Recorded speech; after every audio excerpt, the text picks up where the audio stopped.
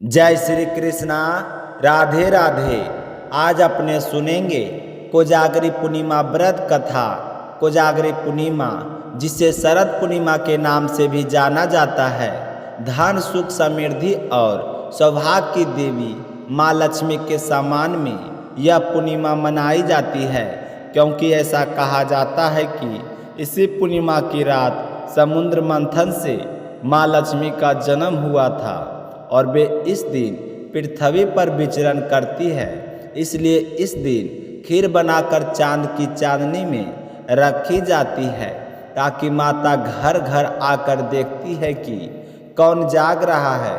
तो जिस घर में माँ के स्वागत के लिए खीर रखी हुई होती है, तो माता रानी उन परिवार के सदस्यों को आरोग्य जीवन का आशीर्वाद देती है। तो आइए इस पावन अवसर पर अपने सुनते हैं कोजागरी पूर्णिमा व्रत कथा। तो सारे भक्तजन इस कथा को प्रेम भाव से पूरा सुने और ज़्यादा से ज़्यादा दूसरों भक्तों में शेयर करें। माता लक्ष्मी का वास आपके घर में सदा बना रहे। बोलिए लक्ष्मीपति नारायण की जय हो। बोलिए लक्ष्मी माता की जय हो। किसी नगर में एक साहूकार रहता था। उसकी दो बेटियां थीं, जो हर महीने आने वाली पूर्णिमा का व्रत रखा करती थी। दोनों में से बड़ी बेटी व्रत को बड़े ही श्रद्धा और विधि विधान से करती थी, जबकि छोटी बेटी की कुछ लापरवाह स्वभाव की थी। वह व्रत तो रख लेती, पर उसके नियमों का सही ढंग से पालन नहीं कर पाती थी। कभी शाम को जल्दी खोल लेती, तो कभी कथा सुने बिना ही व्रत पूरा मान लेती। इस प्रकार समय बीतता गया और दोनों बेटियां बड़ी हो गई। साहूकार ने दोनों का विवाह संपन्न घरानों में कर दिया। दोनों बेटियां अपने अपने ससुराल में सुखी जीवन बिता रही थी। शादी के बाद भी बड़ी बेटी पूर्णिमा व्रत उसी श्रद्धा भाव से करती रही, लेकिन छोटी बेटी का वही हाल रहा। कभी व्रत करती, कभी छोड़ देती। कुछ समय बाद बड़े बेटी को संतान की प्राप्ति हुई। बच्चा सुंदर, स्वस्थ और भाग्यशाली था। कई छोटी बेटी को भी संतान का वरदान मिला, परंतु दुर्भाग्य से उसका शिशु जन्म लेते ही मृत्यु को प्राप्त हो गया। यह देखकर साहूकार की छोटी बेटी अत्यंत दुखी हो गई। एक के बाद एक लगातार 3 बार उसने संतान को जन्म दिया, पर हर बार वही दुखद परिणाम हुआ। अंततः साहूकार ने एक दिन ब्राह्मण को बुलाया और पूरी बात सुनाई। ब्राह्मण ने शांत भाव से सब सुना और कुछ देर विचार करने के बाद साहूकार की छोटी बेटी से पूछा, बेटी तुम कौन कौन से व्रत रखती हो? बेटी बोली, महाराज मैं पूर्णिमा का व्रत रखती हूँ। ब्राह्मण ने कहा, बेटी तुम व्रत तो रखती हो, पर उसका पूरा नियम पालन नहीं करती, इसी कारण तुम्हें अधूरा फल प्राप्त हो रहा है। व्रत आधा करने से उसका दोष लगता है। व्रत करने के बाद व्रत कथा सुनना आवश्यक होता है। बिना कथा के व्रत का पूरा फल नहीं मिल पाता है। तो ब्राह्मण की बातें सुनकर छोटी बेटी को अपनी गलती का एहसास हुआ। उसने नम्रता से कहा, महाराज मैंने वास्तव में लापरवाही की है, कृपया बताइए मैं अपने अधूरे व्रतों का प्रायश्चित कैसे कर सकती हूँ? तो ब्राह्मण बोले, बेटी आने वाली पूर्णिमा से व्रत को विधि विधान पूर्वक आरंभ करो और नियम पूर्वक पूजा पाठ और कथा श्रवण करो। फिर देखना भगवान अवश्य तुम्हें संतान स्वस्थ की आशीर्वाद देंगे। यह कहकर ब्राह्मण चले गए। तो साहूकार की छोटी बेटी ने उनके वचनों को श्रद्धा से स्वीकार किया और प्रण लिया कि अब वह पूर्णिमा व्रत पूरी श्रद्धा से करेगी। उस समय वह गर्भवती भी थी। पूर्णिमा आने से पहले ही उसने एक पुत्र को जन्म दिया, परंतु वही दुर्भाग्य, जन्म लेते ही बच्चे ने दम तोड़ दिया। यह देखकर वह बिलख पड़ी, रोती रही, विलाप करती रही। थोड़े देर बाद जब वह शांत हुई तो उसने अपने पुत्र के शरीर को एक पीढ़े पर रख दिया और कपड़े से ढक दिया ताकि किसी को पता ना चले। फिर उसने अपनी बड़ी बहन को बुलवाया। बड़ी बहन सोचने लगी, आज छोटी ने मुझे इतने आग्रह से क्यों बुलाया। वह जल्दी से बहन के घर पहुंची और छोटी बहन ने उसे पीढ़े पर बैठने के लिए कहा। जैसे ही बड़ी बहन बैठने लगी, उसके लहंगे का छोर बच्चे के शरीर से स्पर्श हो गया और अद्भुत घटना हुई। बच्चा जीवित होकर रोने लगा। बच्चे के रोने की आवाज़ सुनकर बड़ी बहन घबरा गई और पीछे हट गई। वह बोली, हे भगवती, तू क्या करने जा रही थी? अगर मैं उस पर बैठ जाती तो क्या होता? यह बच्चा जीवित है और तू कह रही थी कि यह मरा हुआ है। तुझे मुझे पापिनी बनाना चाहती थी क्या? तब छोटी बहन आंसुओं से भरे नेत्रों से बोली, दीदी, यह बच्चा सच में मृत था, पर तुम्हारे स्पर्श से यह जीवित हो गया। यह सब तुम्हारे पूर्णिमा व्रत के पुण्य फल का परिणाम है। मैंने कभी भी विधि विधान से व्रत नहीं किया, इसलिए मुझे ऐसा दुख भोगना पड़ा। आज मैंने समझ लिया कि तुम्हारी भक्ति और श्रद्धा ही तुम्हारी सबसे बड़ी शक्ति है।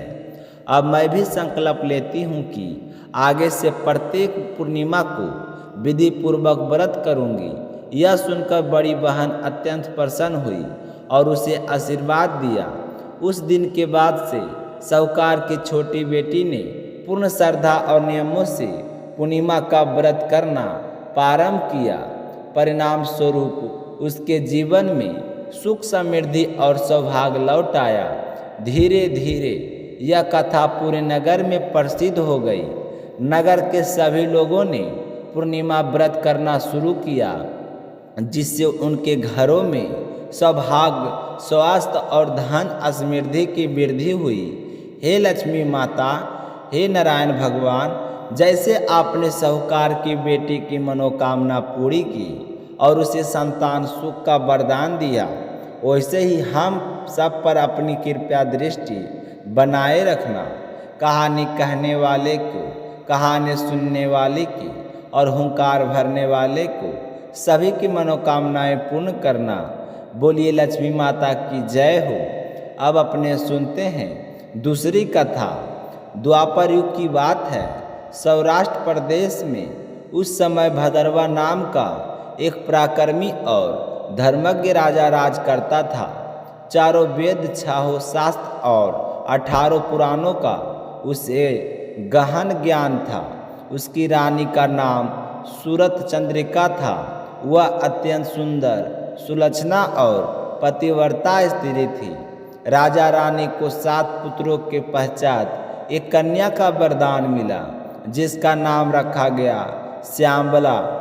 एक बार लक्ष्मी माता जी के मन में विचार आया कि यदि मैं उस राजा के राजमहल में निवास करूं तो उसकी संपत्ति और भी बढ़ जाएगी और वह उसे संपन्नता से अपनी प्रजा का कल्याण करेगा। किंतु यदि मैं किसी गरीब के घर जाऊं तो वह सर्वस्व उस धन को केवल अपने ऊपर ही व्यय खर्च करेगा। यह सोचकर देवी ने एक वृद्ध ब्राह्मणी के रूप धारण किया और हाथ में लाठी, तन पर पुराना वस्त्र, किंतु मुखमंडल पर अद्भुत तेज लेकर वह रानी के राजमहल के द्वार पर पहुंची। वहां एक दासी ने उन्हें देखा और विनम्रतापूर्वक प्रणाम किया। वृद्धा ने कहा, बेटी, मेरा नाम कमला है, पति का नाम भुवनेश है और हम द्वारका नगरी के निवासी हैं। फिर उन्होंने आगे कहा, तुम्हारी रानी पिछले जन्म में एक दरिद्र वेश्या की पत्नी थी। दरिद्रता के कारण उसके घर में सदा झगड़े होते रहते थे और उसका पति उसे प्रतिदिन पीटता था। एक दिन वह तंग आकर घर छोड़ वन में भटकने लगी। उस समय मुझे उस पर दया आई और मैंने उसे श्री महालक्ष्मी व्रत की कथा सुनाई। मेरे कहने पर उसने श्रद्धा से व्रत किया, जिससे उसकी दरिद्रता दूर हो गई वह सुख संपत्ति और संतानों से परिपूर्ण हुई।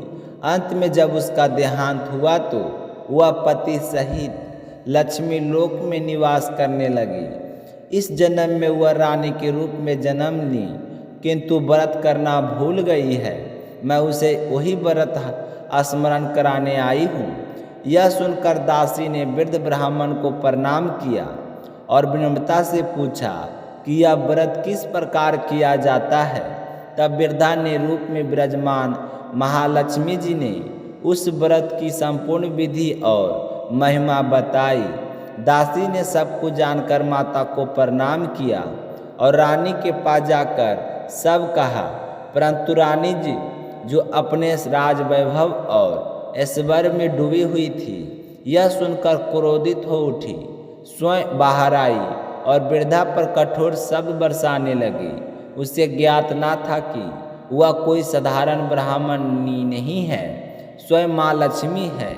अनादर देखकर देवी वहाँ से चली गई। मार्ग में उसे राजकन्या श्यामला मिली।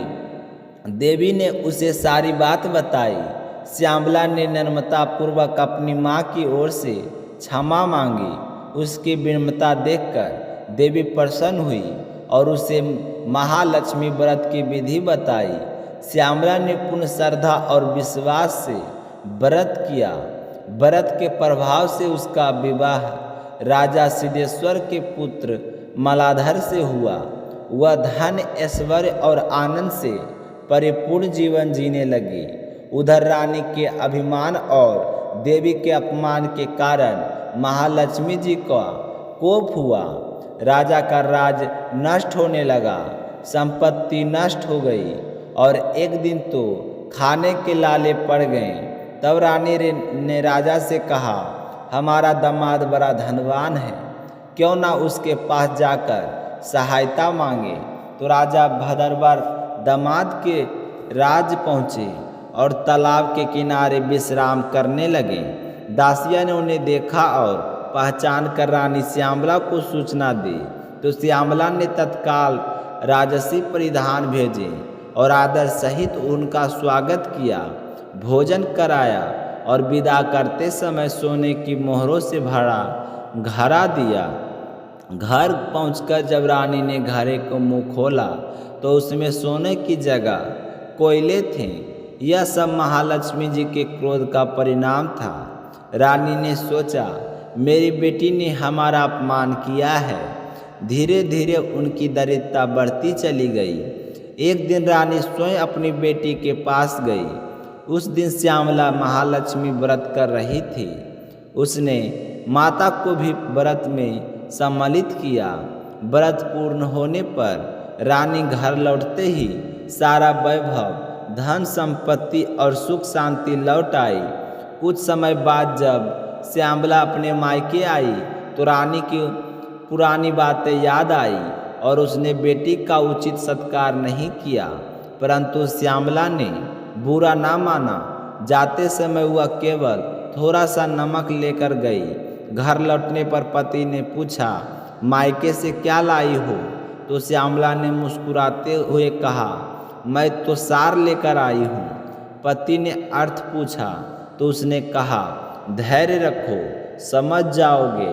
उस दिन उसने सारा भोजन बिना नमक के बनाया। तब पति ने भोजन किया तो उसमें स्वाद ना था। तब श्यामला ने थोड़ा सा नमक डाल दिया। भोजन तुरंत स्वादिष्ट हो गया। उसने कहा, यही वह सार है कि बिना के जीवन में स्वाद नहीं है, जैसे लक्ष्मी के सुख नहीं है। इस प्रकार श्री महालक्ष्मी व्रत की महिमा प्रकट हुई। जो भी श्रद्धा और भक्ति से इस व्रत को करता है उस पर माता लक्ष्मी की कृपा सदा बरसती है। सुख संपत्ति और शांति उसके जीवन में अस्थायी होती है और उसकी सभी मनोकामनाएं पूर्ण होती है। इसके उपरांत सुनिए श्री सत्यनारायण भगवान की पावन कथा।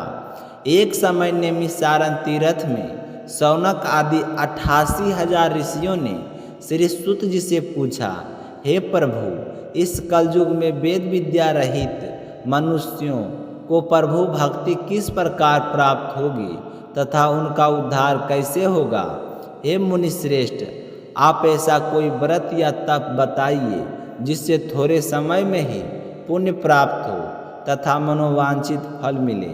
वह कथा सुनने की हमारी प्रबल इच्छा है। सर्वशस्त्र विसुत जी बोले, हे वैष्णवों, पूज्य मुनियों, अपने प्राणियों के हित की बात पूछी है। आज मैं आपको एक अत्यंत महत्वपूर्ण व्रत के विषय में बताऊंगा, जिसके विषय में नारद जी ने स्वयं माता लक्ष्मी नारायण से प्रश्न किया था और लक्ष्मीपति श्री नारायण ने मुनि श्रेष्ठ नारद से उसका उत्तर कहा था। तो सो ध्यान से सुनिए। एक समय योगी राज नारद जी लोक कल्याण की भावना से अनेक लोगों में भ्रमण करते हुए मृत्यु लोक में पहुँचे। वहाँ उनके अनेक योनियों में जन्मे हुए मनुष्यों को अपने अपने कर्मों के कारण अनेक प्रकार के दुखों से पीड़ित देखा। तब उसने सोचा, कौन सा उपाय किया जाए जिससे प्राणियों के दुखों का नाश हो सके। ऐसा विचार करके श्री कृष्ण विष्णु लोक को हो गए। वह उन्होंने श्वेतवर्ण 4 भुजाओं वाले भगवान विष्णु को देखा, जिनके हाथों में शंख, चक्र, गदा और वर्णमाला शोभित हो रही थी। नारद जी ने नर्म होकर उनकी स्तुति की, हे भगवान, आप अत्यंत शक्तिशाली हैं। मन और वाणी आपको प्राप्त नहीं कर सकते। आपका आदि, माध्य और अंत नहीं है। आप निर्गुण स्वरूप हैं, सृष्टि के आदिभूत कारण हैं और भक्तों के सभी दुखों का नष्ट करने वाले हैं। आपको मेरा बारंबार नमस्कार है। तो नारद जी की स्तुति सुनकर भगवान विष्णु बोले, हे मुनि श्रेष्ठ, तुम्हारे मन में क्या है? किस कार्य से तुम यहाँ आए हो? निसंकोच कहो। तो नारद मुनि ने बोले, हे नाथ, मृत्यु लोक में मैं सभी मनुष्य अपने अपने कर्मों से दुखी है। यदि आप मुझ पर कृपा करें तो बताइए कि उन मनुष्यों के दुख थोड़े से प्रयत्न से कैसे दूर हो सकते हैं। तब श्री भगवान बोले, हे नारद, मनुष्यों की भलाई के लिए तुमने अत्यंत उत्तम प्रश्न किया है। जो कार्य करने से मनुष्य का मोह नष्ट होता है वही मैं तुम्हें बताता हूँ। यह व्रत अत्यंत पुण्य फलदायक है। स्वर्ग और मृत्यु लोक दोनों में दुर्लभ है। यह उत्तम व्रत है जो कल्याणकारी और मोक्षप्रद है। सुनो, मैं प्रेबस होकर कहता हूँ, यह सत्यनारायण भगवान व्रत कहलाता है। इस व्रत को विधि पूर्वक करने वाला मनुष्य दीर्घायु होता है। आयु पूर्ण होने पर इस लोक को सुख भोग कर मोक्ष को प्राप्त करता है। श्री भगवान के वचन सुनकर नारद मुनि ने पूछा, हे प्रभु, उस व्रत का फल क्या है? उसका विधान क्या है? यह व्रत किसने किया और किस दिन करना चाहिए? कृपया विस्तार से बताइए। तो भगवान विष्णु बोले, हे मुनि श्रेष्ठ, यह व्रत दुख और शोक को दूर करने वाला, धन धान सुख सौभाग्य और संतान देने वाला है। यह व्रत सब स्थानों पर विजय दिलाने वाला है। जो मनुष्य भक्ति और श्रद्धा से किसी भी दिन प्रातः काल या संध्या काल में ब्राह्मणों और बंधुओं के साथ विधि पूर्वक सत्यनारायण भगवान की पूजा करता है, वह निश्चय ही मनोवांछित फल प्राप्त करता है। पूजन सामग्री में केले का फल, घी, दूध, गेहूं का स्वयं चूर्ण बनाकर उनका गेहूं न मिलने पर साठी नुमा चूर्ण, शक्कर और गुड़ लेकर सभी भक्षण योग पदार्थ भगवान को अर्पण करे और विनम्रता से कहे, हे सत्यनारायण भगवान, मैंने श्रद्धापूर्वक फल, जल और यह सामग्री आपको अर्पण की है। कृपया इसे स्वीकार करें। आपको बारंबार नमस्कार है। इस प्रकार जो व्रत करता है उसकी सारी इच्छाएं पूर्ण होती है। कलयुग में यह व्रत करने वाले को मोक्ष की प्राप्ति होती है। तो यह थी आज की कथा। आप सभी भक्तों को सुनने में जरूर पसंद आई होगी, तो चैनल को सब्सक्राइब जरूर